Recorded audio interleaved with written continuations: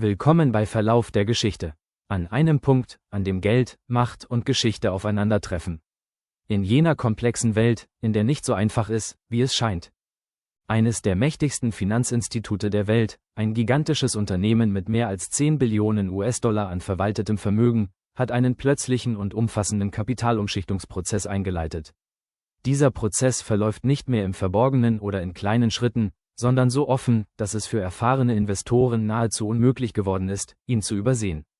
Allen voran BlackRock, die treibende Kraft hinter den meisten großen Indexfonds, hat in den vergangenen Monaten hunderte Milliarden Dollar aus den amerikanischen Märkten abgezogen und in Schwellenländer umgeleitet. Es geht um hunderte Milliarden Dollar. Das ist kein Experiment, sondern eine vollständig strategische Neuausrichtung. Diese Veränderung bedeutet eines: Die Welt dreht sich weiter, doch Amerika verliert zunehmend seine Rolle als einziges Zentrum dieses Systems. Was wir derzeit erleben, ist keine Panik und kein Zeichen eines Zusammenbruchs. Im Gegenteil, es handelt sich um etwas sehr viel Subtileres, Tieferes und für all jene äußerst Wichtiges, die verstehen wollen, wohin das Geld wirklich fließt. Es ist eine Rotation. Kapital bewegt sich immer dorthin, wo es am schnellsten wächst. Die Daten aus dem Jahr 2025 erzählen dabei eine andere Geschichte, die in deutschen Medien weitgehend übersehen wurde. Der als Herzstück der US-Börse geltende S&P 500 erzielte eine Rendite von rund 16%. Das ist eine beachtliche Leistung. Doch andere Märkte verzeichneten einen Anstieg, der an tektonische Verschiebungen erinnerte. Deutschland gewann 22%, Japan 26%, die globalen Märkte insgesamt legten um etwa 30% zu. Die USA entwickelten sich solide, doch der Rest der Welt überholte sie. Und BlackRock erkannte diesen Trend lange, bevor er in den Schlagzeilen auftauchte. Vielleicht fragst du dich jetzt, warum sollte mich das interessieren? Ich bin schließlich kein Hedgefondsmanager und handle nicht täglich an asiatischen Börsen. Doch genau hier liegt der entscheidende Punkt. Du musst kein Profi sein. Um zu verstehen, was gerade geschieht, reicht eine einzige Erkenntnis. Wenn sich das größte Geld der Welt bewegt, dann hat das immer einen triftigen Grund. Jemand hat die Daten analysiert, Muster erkannt und verstanden, dass sich die Regeln ändern, lange bevor die Mehrheit davon Notiz nimmt. Wenn du wartest, bis es in jeder Zeitung steht, bis Politiker darüber diskutieren oder dein Nachbar davon erzählt, dann ist der Zug längst abgefahren. Und in diesem Moment bist du derjenige, der teuer kauft, während andere ihre Gewinne bereits realisiert haben. Kehren wir nun zu BlackRock zurück. Was steckt wirklich hinter diesem großen Wandel? Die Antwort hat zwei Dimensionen. Die erste ist technischer Natur, die zweite psychologischer. Und wenn beide zusammenkommen, entsteht ein äußerst eindrucksvolles und beunruhigendes Gesamtbild. Beginnen wir mit dem technischen Aspekt. Der Dollar wird schwächer. Diese Bewegung ist subtil und schwer zu erkennen. Sie schafft es kaum in die Schlagzeilen, ist aber stark genug, um internationalen Investoren einen klaren Vorteil zu verschaffen. Wenn der Dollar an Wert verliert, profitieren ausländische Anleger auf zwei Arten. Erstens durch den eigenen Wertzuwachs ihrer Investments. Zweitens durch die Aufwertung ihrer lokalen Währung gegenüber dem Dollar. Dieser sogenannte Rückenwindeffekt ist für institutionelle Investoren wie eine wahre Goldmine. Und BlackRock weiß das, dank seiner umfangreichen Analystenteams, natürlich sehr genau. Sie handeln genau in dem Moment, in dem die Daten erste Richtungswechsel signalisieren, während die Mehrheit noch zögert. Nun kommen wir zur psychologischen Dimension. Privatanleger suchen in der Regel nach Sicherheit. Sie wollen Bestätigung. Sie warten darauf, dass die Nachrichten ihnen sagen, jetzt ist der richtige Zeitpunkt. Doch Geld bewegt sich genau entgegengesetzt. Institutionelle Investoren handeln, wenn andere noch zweifeln. Wenn Angst den Markt lähmt, bauen sie ihre Positionen auf. Und wenn das Vertrauen zurückkehrt, wenn die Schlagzeilen endlich positiv werden, dann verkaufen sie. Sie verkaufen immer an die, die zu spät kommen. An die, die auf Gewissheit gewartet haben. So funktioniert Kapital. Und BlackRock beherrscht dieses Spiel seit Jahrzehnten besser als fast jeder andere. Schauen wir uns nun konkret an, wohin das Geld tatsächlich fließt. Dabei stechen drei zentrale Bereiche hervor. 3 ETFs, die jeder genau kennen sollte, der die Zukunft verstehen will. 1. VWO, Vanguard Emerging Markets ETF. Zunächst VWO, der Vanguard Emerging Markets ETF. Hinter diesem Fonds steht der renommierte Anbieter Vanguard. Was ist in diesem ETF enthalten? China, Indien, Brasilien, Taiwan. Diese Länder werden in westlichen Medien oft nur im Zusammenhang mit Problemen erwähnt. Doch die Realität sieht anders aus. Während Europa und Amerika altern, die Bevölkerung schrumpft und die Sozialsysteme unter Druck geraten, wächst dort eine junge, dynamische und produktive Mittelschicht heran. Menschen, die arbeiten, Menschen, die konsumieren, Menschen, die neue Unternehmen gründen. Die Demografie ist einer der stärksten Faktoren in der Wirtschaft, und hier spricht sie eine klare Sprache. Deshalb konnte VWO im vergangenen Jahr um 25% zulegen und seine soliden Fundamentaldaten unter Beweis stellen. _____. 2. EWJ, iShares MSCI Japan ETF. An zweiter Stelle steht der EWJ, der iShares MSCI Japan ETF, verwaltet von iShares. Dieser Fonds konzentriert sich auf Japan. Japan war lange Zeit mit den sogenannten verlorenen Jahrzehnten verbunden: Deflation, Stagnation, veraltete Konzerne und Strategien. Doch in den letzten Jahren wurden tiefgreifende Reformen umgesetzt.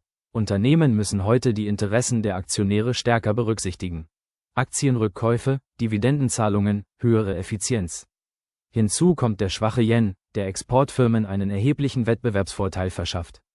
Besonders profitieren davon Toyota, Sony, Mitsubishi, Indien, Singapur sowie weitere Märkte, die viele Anleger noch nicht auf dem Radar haben. Gehen wir noch einen Schritt weiter, denn was BlackRock hier tut, ist mehr als eine gewöhnliche Portfolioanpassung. Es ist ein Signal für einen viel größeren Wandel: die Verschiebung der globalen Machtverhältnisse. Über Jahrzehnte hinweg war die Gleichung klar: wächst Amerika nach rechtsweisender Pfeil, du investierst in Amerika. Innoviert Amerika nach rechtsweisender Pfeil, du investierst in Amerika. Kontrolliert Amerika den Dollar nach rechtsweisender Pfeil, du investierst in Amerika. Dieses Modell hat Generationen von Anlegern reich gemacht. Doch es funktionierte nur unter einer Voraussetzung: dass Amerika unangefochten der zentrale Motor der Weltwirtschaft war. Und genau dieser Punkt beginnt sich jetzt zu verändern. Richten wir nun den Blick auf China. Vor 40 Jahren war es ein Land, das hauptsächlich Fahrräder produzierte. Heute baut es Hochgeschwindigkeitszüge, die selbst die europäischen übertreffen. Ein Land, das einst nur billige Textilien exportierte, dominiert inzwischen weltweit Branchen wie Solarmodule, Batterien und Elektrofahrzeuge. Westliche Medien konzentrieren sich oft auf Chinas Probleme: Immobilienkrise, Jugendarbeitslosigkeit, demografischer Wandel. Doch dabei übersehen sie häufig die entscheidende Wahrheit: China hat in den vergangenen 20 Jahren mehr Menschen aus der Armut befreit als jedes andere Land in der Geschichte der Menschheit. Das schafft Kaufkraft, das schafft neue Märkte. Indien steht für die andere Seite dieses Bildes. Während Chinas Bevölkerung altert, wächst die Bevölkerung Indiens rasant. Bis zum Jahr 2040 wird erwartet, dass Indiens Bevölkerung die Marke von 1,5 Milliarden Menschen überschreitet. Und ein Großteil davon ist jung, digital vernetzt, hungrig nach Dingen, die im Westen längst selbstverständlich sind. Smartphones, Autos, Kredite, Versicherungen, Unterhaltung. Die indische Mittelschicht wächst jedes Jahr um Millionen neuer Menschen. Und jeder einzelne von ihnen ist ein potenzieller Kunde für global tätige Unternehmen. Wenn man heute fragt, wo entsteht das nächste Wirtschaftswunder, dann lautet die Antwort: Mumbai, Bangalore und Neu-Delhi. Doch es gibt noch einen weiteren Punkt, den viele übersehen: die Rückkehr der Industrie. Über viele Jahre hinweg konzentrierten sich westliche Volkswirtschaften auf Dienstleistungen, Software und Finanzprodukte. Und die Produktion? Sie wurde ausgelagert. Nach China, nach Vietnam, nach Mexiko. Billige Arbeitskräfte, niedrige Kosten, hohe Gewinnmargen. Doch die Pandemie legte eine schmerzhafte Wahrheit offen: Lieferketten sind extrem fragil. Wenn die Welt zum Stillstand kommt, wenn Fabriken geschlossen und Häfen blockiert sind, hilft dir selbst der billigste Produzent nicht weiter. Plötzlich wurde klar: wer selbst produziert, ist widerstandsfähiger.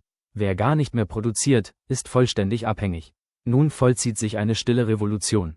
Reshoring, Friendshoring, Nearshoring. Unternehmen holen ihre Produktion zurück oder verlagern sie in politisch stabilere Regionen. Für die Vereinigten Staaten von Amerika, Mexiko. Für Deutschland, Osteuropa. Für den pazifischen Raum, Südostasien. All diese Verschiebungen eröffnen neue Investitionschancen. Kurz gesagt, es gibt eine äußerst wichtige Entwicklung, die sich kaum in wenigen Worten zusammenfassen lässt: der Rückgang der Globalisierung. Die Welt teilt sich zunehmend in verschiedene Blöcke auf. Es entstehen eigenständig agierende Wirtschaftsräume.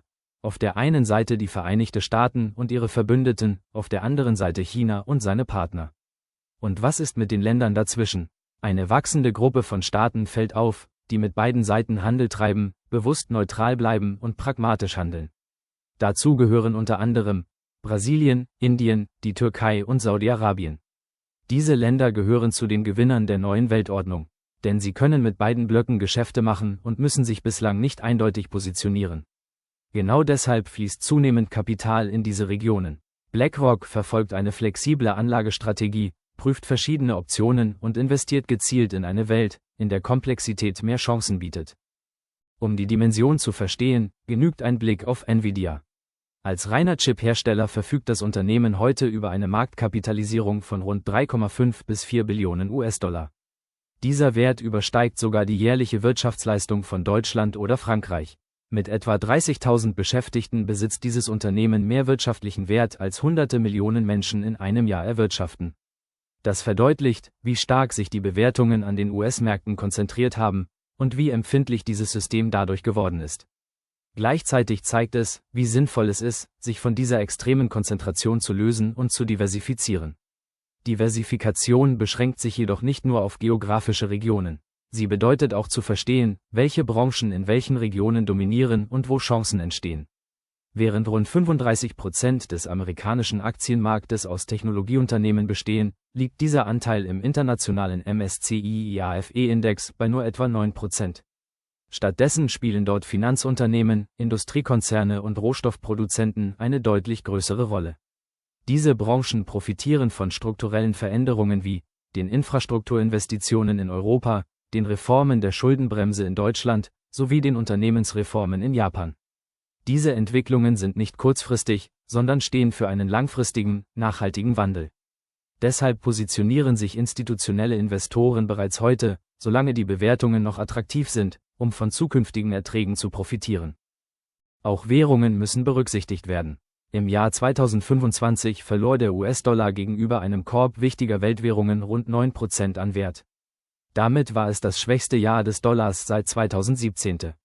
Für amerikanische Anleger mit internationalen Investitionen bedeutete dies zusätzliche Gewinne. Denn wenn der Dollar schwach ist, steigen ausländische Erträge beim Rücktausch in Dollar. Diesen Effekt bezeichnet man als Rückenwind. Man darf jedoch nicht vergessen, dass dieser Effekt sich auch umkehren kann. Sollte der Dollar wieder stärker werden, könnten internationale Renditen unter Druck geraten. Deshalb ist das Timing hier weniger entscheidend als eine langfristige Perspektive. Die eigentliche Frage lautet: Glaubst du wirklich, dass die amerikanische Wirtschaft langfristig schneller wachsen wird als der Rest der Welt zusammen?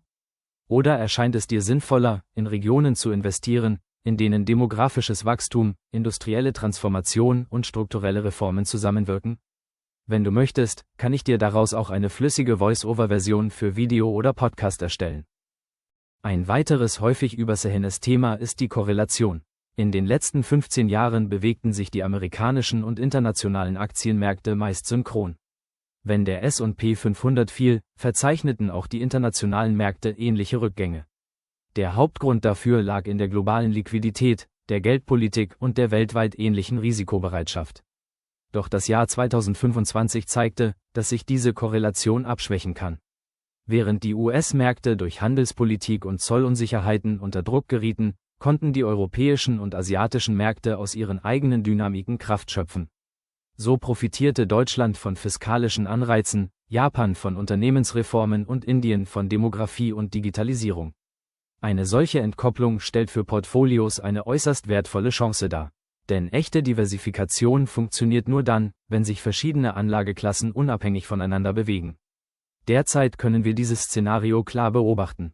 Internationale Märkte bieten nicht nur Renditepotenzial, sondern wirken in volatilen Phasen auch als stabilisierender Ausgleich für Portfolios. Was all das für dich bedeutet, ist zugleich einfach und schwer zu akzeptieren. Die Welt, in der deine Eltern investiert haben, liegt hinter uns. Die Regeln haben sich geändert. Die Geografie hat sich verändert. Die Machtverhältnisse haben sich verschoben. Und jeder, der sagt, ich kann so weitermachen wie bisher, wird erkennen, dass Stillstand in einer sich bewegenden Welt gleichbedeutend mit Rückschritt ist. Du musst kein Stratege sein. Aber eines solltest du verstehen: Echte Sicherheit bedeutet, sich dorthin zu orientieren, wo solide Fundamente bestehen. In Regionen zu investieren, in denen die Demografie günstig ist. Und auf Bereiche zu setzen, die widerstandsfähig sind. Alle Indikatoren zeigen derzeit in dieselbe Richtung. Weg von extremer Konzentration hin zu bewusster, geplanter Diversifikation. Genau an diesem Punkt wird der Unterschied zwischen denen sichtbar, die Vermögen aufbauen, und denen, die Chancen verpassen. Eine Gruppe handelt, sobald die Daten sprechen. Die andere wartet, bis Emotionen die Entscheidungen lenken. Eine Gruppe diversifiziert, solange die Bewertungen noch attraktiv sind. Die andere sucht Sicherheit in den Märkten, die sie kennt und gewohnt ist. Bis auch diese Märkte irgendwann überteuert sind. BlackRock zeigt derzeit die richtige Richtung. Dieser Route zu folgen oder nur Zuschauer zu bleiben, ist ganz deine Entscheidung. Wichtig ist nur, dass du diese Entscheidung bewusst triffst. Wenn du möchtest, kann ich dir daraus auch eine dramaturgisch optimierte Voice-Over-Version für dein Video erstellen. Wenn dir das eine neue Perspektive eröffnet hat, abonniere den Kanal. Die Geschichte enthält Antworten auf deine Fragen, und ich werde dir zeigen, wo du sie finden kannst.